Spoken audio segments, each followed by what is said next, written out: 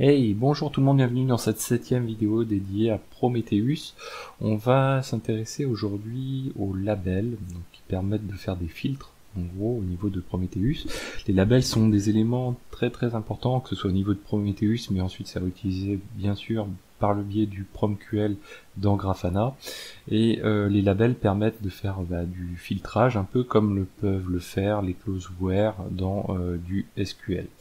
Elles permettent aussi, les labels permettent aussi de faire de la regex de type Go pour pouvoir l'assimiler à quelque chose.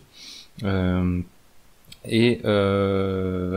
ça va permettre de faire du filtrage avec en utilisant des regex, en étant plus ou moins, en permettant de filtrer plus ou moins les datas pour coller de plus en plus au résultat que vous souhaitez.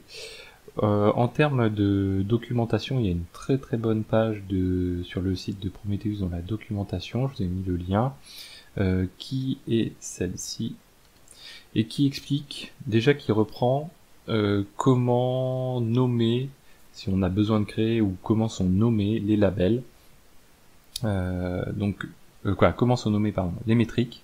Donc ça c'est important. La métrique, c'est l'élément qui est. Alors si on va reprendre ici, on va repartir d'un exemple.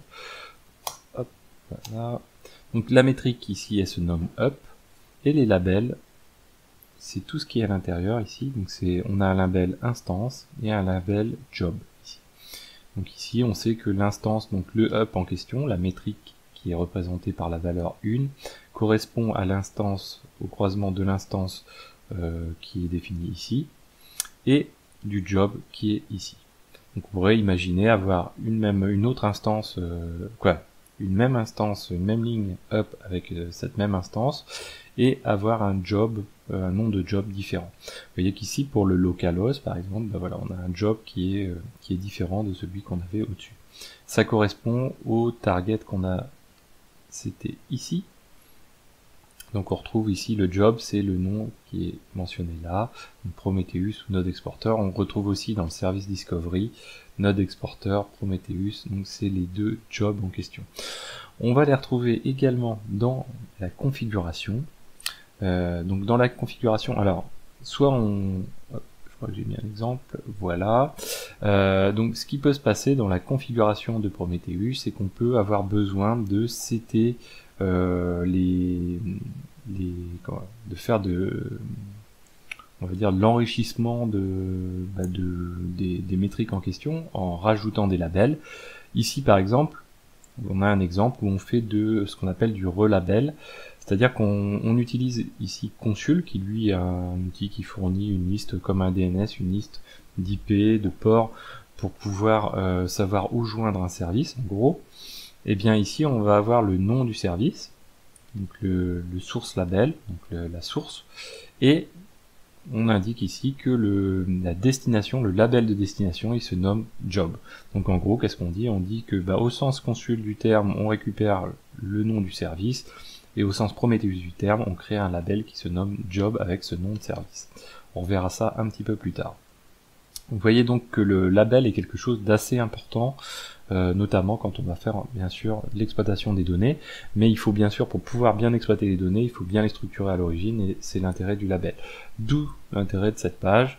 Donc ici on a le nom des métriques, donc là les standards en matière de nom des métriques, c'est-à-dire que on a donc le nom en premier lieu, ensuite on se retrouve avec les unités en dernier, à l'extrême opposé à droite.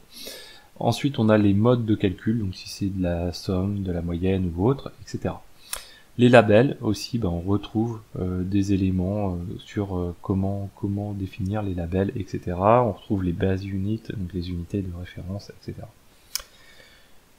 Alors, on va passer au mode 2. On va faire quelques petits exemples. Donc, premier exemple. Donc là, on est dans le cas, voilà, j'ai fait un up tout à l'heure, on va le refaire, voilà, j'ai fait un up, ici, qui me retourne deux valeurs. Deux valeurs qui sont pas sur la même instance, et pas non plus avec le même job.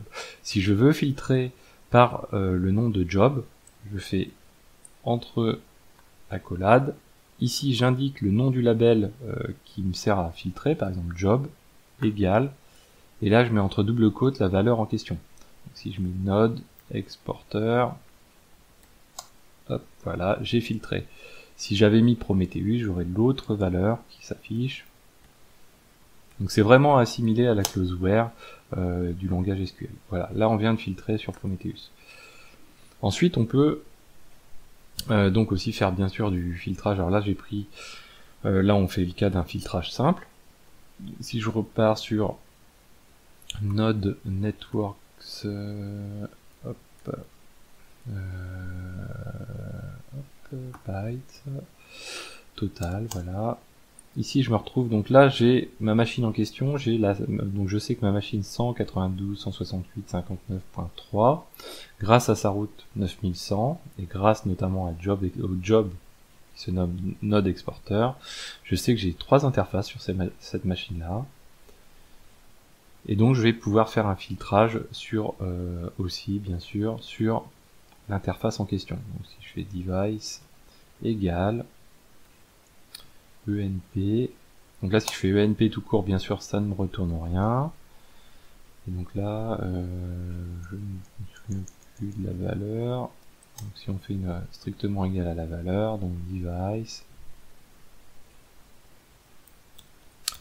égale, hop, et ici on va mettre ENP 0 et S3, donc là on va récupérer que la première valeur, hop. Donc on peut ensuite bien sûr faire donc utiliser des symboles. Donc, par exemple on va pouvoir utiliser le différent de. Donc si on veut récupérer tout ce qui est différent de, bah, on fait le point d'exclamation égal, c'est quelque chose d'assez classique, vous voyez qu'on n'a pas le ENP0S3. Et puis on va pouvoir aussi faire donc de la regex. Donc là juste en rajoutant le fameux tilde, on retrouve dans pas mal de langages. Donc là si on fait le tilde bien sûr sur la valeur exacte, on se retrouve avec cette valeur. Mais sinon, on peut faire le point étoile, par exemple, pour récupérer les éléments. Et puis, on peut bien sûr faire aussi de la négation sur... j'ai vu une bêtise, il me semblait qu'on pouvait faire de la négation. Non, je crois pas qu'on puisse le faire comme ça, il faudrait le reformuler autrement. On peut par contre faire du OU. Donc par exemple, on va faire ENP 0... S8, et là on met le pipe, donc c'est un peu comme grep, on met le pipe, ou même dans d'autres langages, pour demander une autre valeur, je crois que j'ai LO par exemple, voilà, donc là je vais me retrouver avec deux valeurs, ENP0 S8 et LO. Voilà, donc ça c'est un premier début, et bien sûr on va pouvoir cumuler les labels en question. Qu'est-ce que l'on peut faire? Je vais essayer de retrouver... Voilà, on va pas avoir quelque chose de... Est-ce que j'ai pas les éléments qu'il me faut? Ici, est-ce que j'ai quelque chose? Non plus. On peut cumuler les filtres, bien sûr, donc faire where and quelque chose. Donc là, pour ça, c'est assez facile. On va faire un... Alors ouais, là on a deux valeurs exactement. On était sur Node Network. Hop là. Network bytes. Total.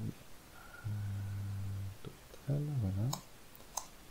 Donc ici, nous ce qu'on va faire, on va faire un filtre.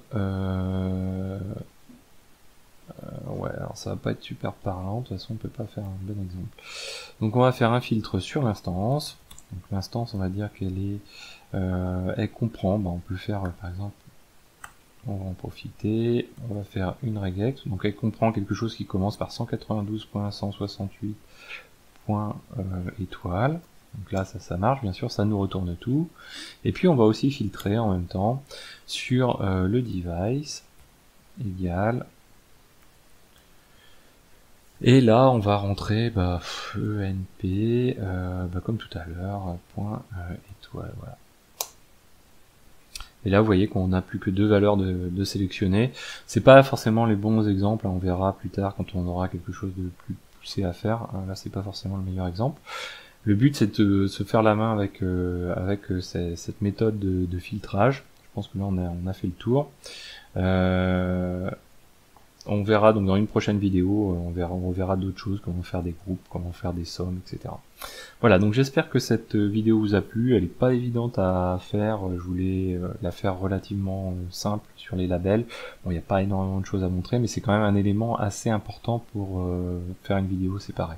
Voilà, donc j'espère que cette vidéo vous a plu et je vous dis à très bientôt sur Xavki.